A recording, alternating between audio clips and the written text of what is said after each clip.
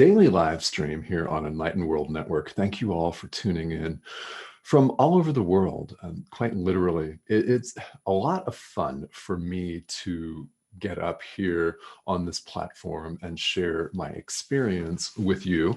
And as always here on the live stream, it's a daily live stream. I would love to hear from you. So if you have questions, specific questions or comments about your own spiritual path, your walk, your spiritual practice, A Course in Miracles, the workbook, the lessons that we're talking about each day, anything related to that is what I am here to talk about. It's what I love to talk about, and I am more than happy to answer questions here on this live stream, which you may have seen. And I want to invite you, if you have questions and you're catching the replay, type them in as comments here on the Facebook Live, and I will get back to them as quickly as I can. I do check those several times a day. So thank you for tuning in. And as always, thank you for sharing.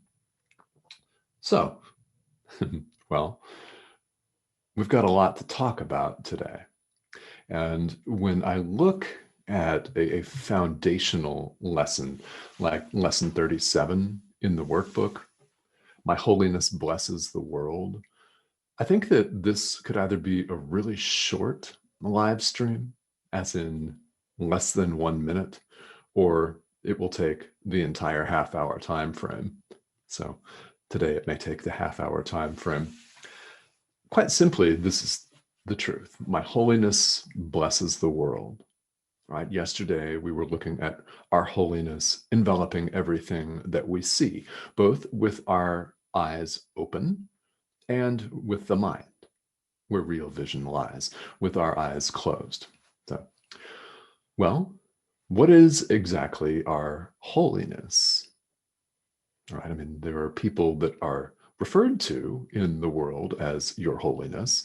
High Lamas in Tibetan Buddhism are referred to as Your Holiness, like the Dalai Lama, popes, right?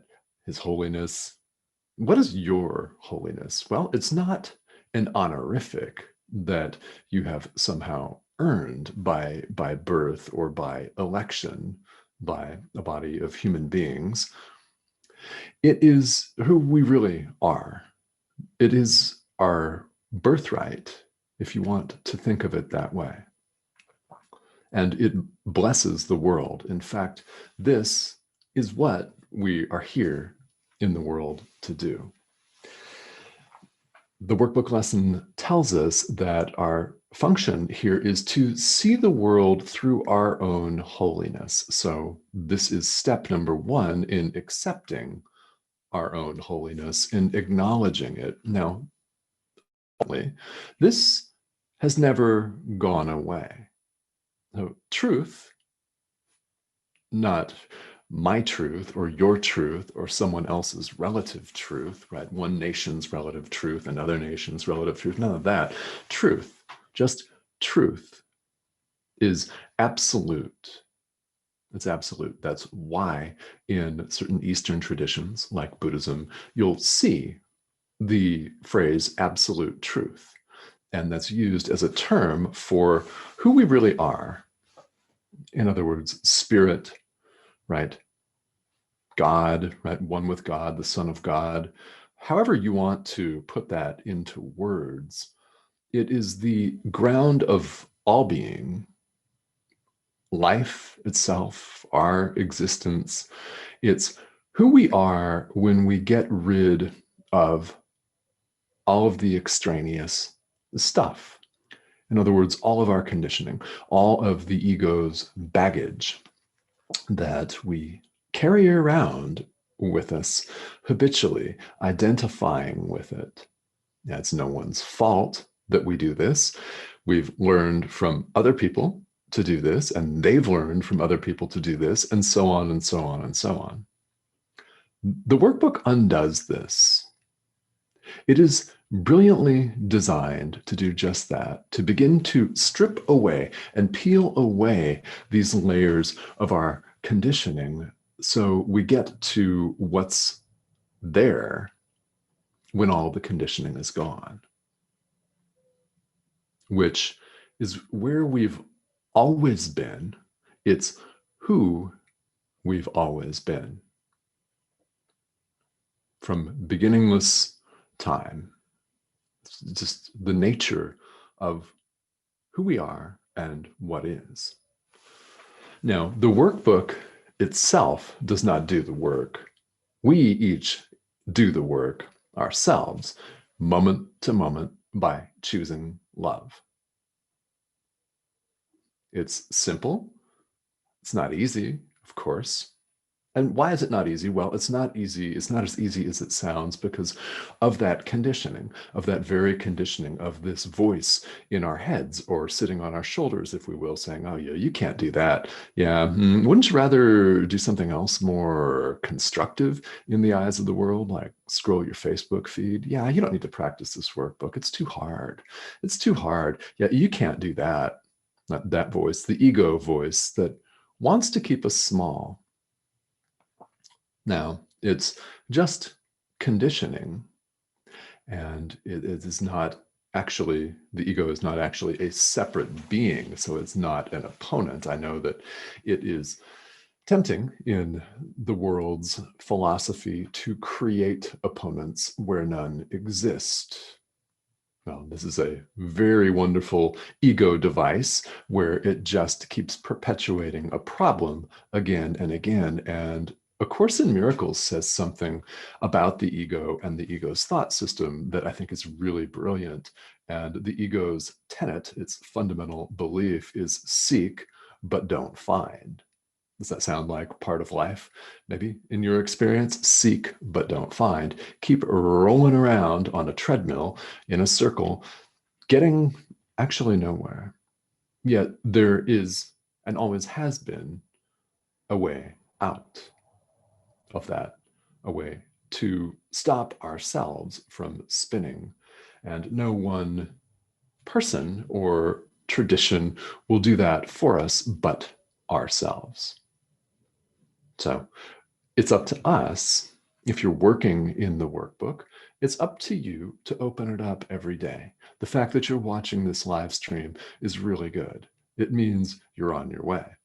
Now, there's still day-to-day, moment-to-moment things to be done, but it's very good that you're here. So I thank you.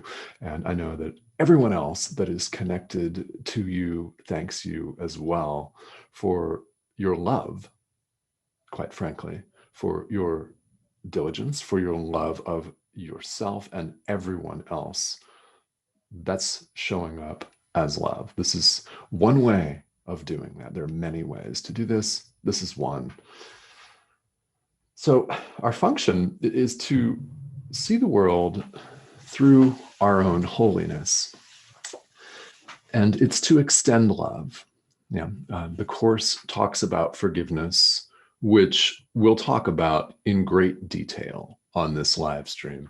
And in fact, I will have longer length workshops about this coming up down the line here in the next weeks and months, because it's such a foundational principle of A Course in Miracles, and it's very misunderstood. But suffice it for right now, today, to know that that's one of our functions. It's to shine the light, right? It's to show up as love. And the workbook lesson for today talks about the notion of sacrifice that I want to spend a couple of minutes on. It's a very foundational concept to the ego. It's a foundational concept to the world that stops people in their tracks from wanting to give. It stops generosity and kills it dead. Why? Because people think that by giving something, that they'll be out something. In other words, if you want to give somebody $20, for example, then in the eyes of the world, you don't get anything as the giver. You're out $20. And that's what the ego would have us believe. You don't get anything, you lost. So no wonder when you accumulate one example after another for time immemorial, that we're often finding ourselves hesitant in a situation like that. The Course teaches us, and spirituality itself teaches us, that giving is actually gaining, and you may have had that experience multiple times in this lifetime. And I hope that you may have done that, right, and had that satisfaction, because really giving is sharing. What happens when you share? What happens when you extend love? You get love back, that you recognize that you are love. You recognize by giving and sharing with another person, you recognize yourself, your own true nature. This is what A Course in Miracles talks about. And if all of this, if you're new to this thought system, and all of this seems, well, a bit esoteric, a bit over, you might find it over your head, which actually it's not. At all. It's not at all. But if you're thinking about it that way, then I invite you to just show up and practice, read how the workbook suggests that you practice the day's idea, and do just that. Do just that without worrying about anything else. Because as we're told and reassured, frankly, repeatedly, that if we simply show up and practice these ideas, we will save ourselves countless time. In other words, you will make progress, but you must choose to show up and do what it asks of you to do. Now, this is, of course, a reason why many people start and stop the workbook. People definitely have said, oh, well, I can't really do that. This is not for me. Well, that's a reason why people do that, is because this is asking us to think differently, which you might be thinking doesn't seem like a big ask, but it is not always as easy as it sounds to undo eons and eons of habitual conditioning.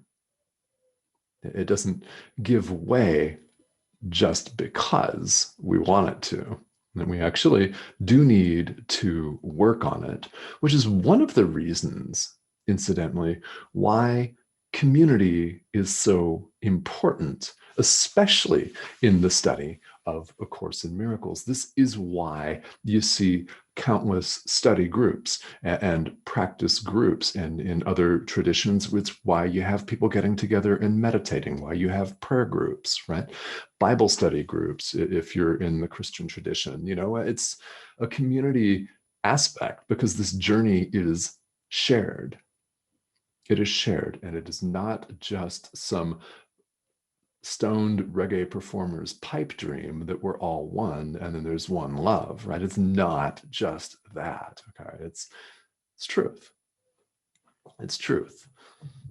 And this is one way that we can practice changing our minds and orienting our minds toward truth. So sacrifice is something of the world. And if you take nothing else out of today's lesson, givers gain. You gain by sharing. You gain by extending love. Everyone has felt the satisfaction of giving a gift to someone that was truly given, with no, truly given meaning that there are no strings attached. There's no expectation that you're going to get anything of material value back, or no expectation that someone's going to do a favor for you, that it's a quid pro quo in any way. I mean, maybe that's the case, maybe it's not. But a gift being truly given is just being given, and that's it.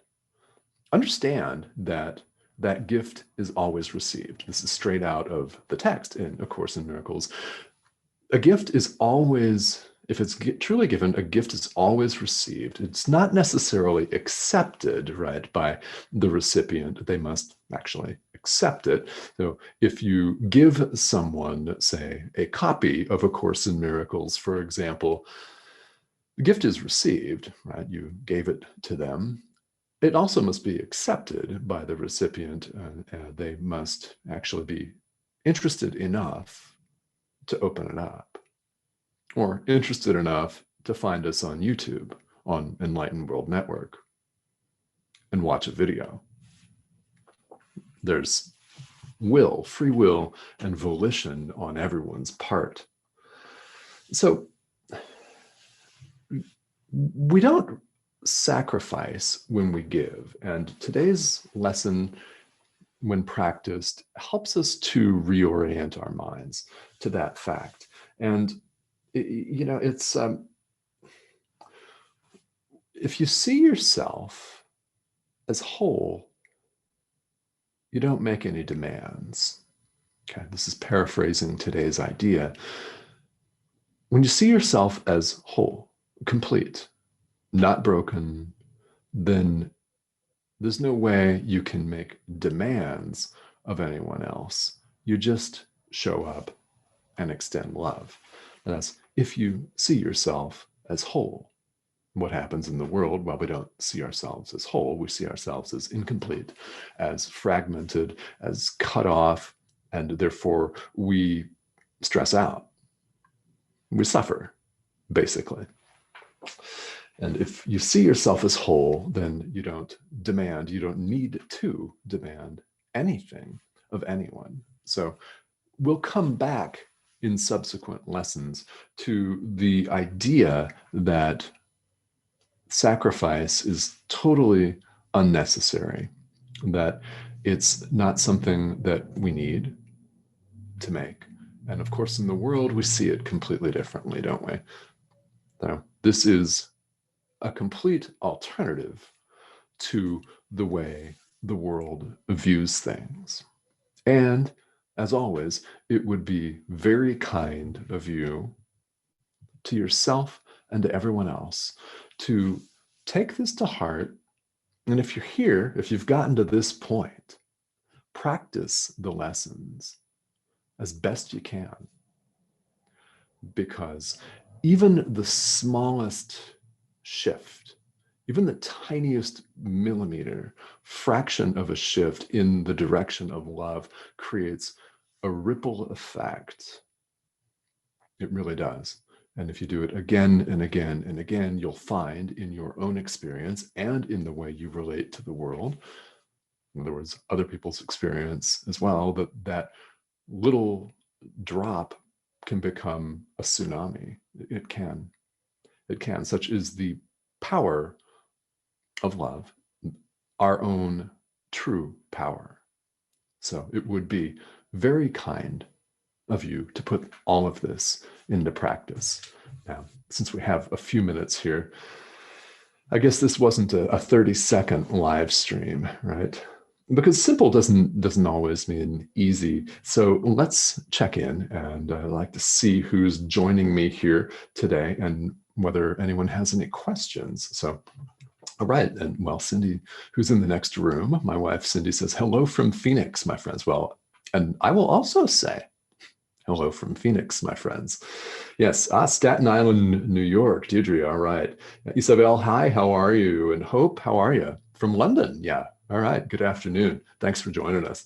Yes, and Deirdre, am I offering a workshop with the ACIM concept separate from this? Yes, I will be.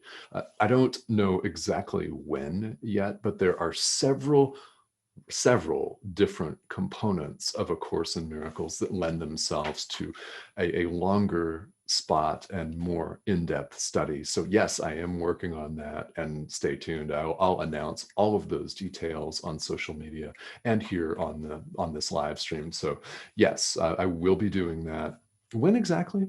Well, I don't know, but a lot has come up. A lot of things have come up, as you might imagine, since I began this live stream about 6 weeks ago. So yeah, definitely stay tuned for that. And Isabel, you're from Florida. All right, well, thank you for tuning in. Everybody's from all over the world. And Robert from Romania. Yes, thank you for tuning in. Wonderful. So questions, does anyone have any questions or comments about any of this? because this should raise lots of questions. It always does for me. I remember when I first started the workbook, certain lessons, the ego just freaked out and panicked and told me, oh, I don't need to do that. Oh no. In translation, I feel threatened. I feel like you're going to cancel me and then you're going to walk away and you're not going to need me anymore. What will I do then? I don't really know. Not my problem, right? So this is always fun, and yeah. So anyway, if you have further questions or comments or anything that you'd like to share about your experience, definitely please let me know in the comments. Now, also, since I'm talking about things that are coming down the line, I've got a very special guest that I'm going to bring onto the live stream on Monday the 15th. Some of you may know Marbeth Dunn from Florida in the United States, but she has been working with and practicing and leading groups on A Course in Miracles for many, many years. I think it's over 20 or maybe 30 years. So she'll be joining me on Monday. I will be having Cindy come back onto the live stream. So I'm committing you live and publicly to this right now. We've talked about this. So I am going to bring some guests on. And as I develop and come up with ACIM related workshops, I will certainly announce that here in advance and let everybody know. So some exciting things coming down. And I like to take pauses in the workbook. As you can see, I'm not just blitzing through in just 365 days, because I never did that at first. Sometimes I would actually resonate so deeply with a certain lesson that I would spend 3 or 4 days on it. And that's absolutely fine. Sometimes I felt like I needed to work further because there was still a lot of resistance. So I did the same thing for a slightly different reason.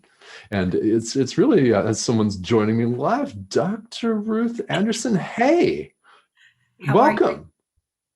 How are you? Good. We are just getting ready to do a meditation. Are you finished, Tomas? I don't want, Fabulous. Well, I'm wrapping up as we speak. Yeah. while I'm here, can I introduce Enlightened World Network One with the Earth? You may indeed.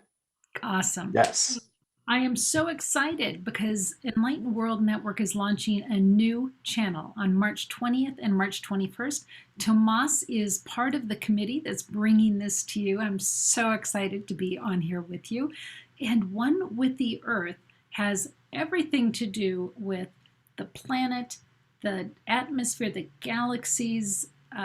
We're actually having conversations about divine healing beings from otherworldly places, but anything to do with nature, the planet's chakras, who knew, conservation, sustainability, nature, the moon cycles, anything and everything that has to do with our planet Earth. So we will be bringing that to you March 20th and March 21st. We have basically 11 hours of programming both of those days, show after show after show. And it will be on Facebook Live at Enlightened World Network, One with the Earth. So please be watching for that. And Tomas, I will let you finish doing what you're doing. And All right. All righty. Well, yeah, thank you for joining me. I was just saying, Ruth, that I was bringing guests onto the show, and this was spontaneous, guys.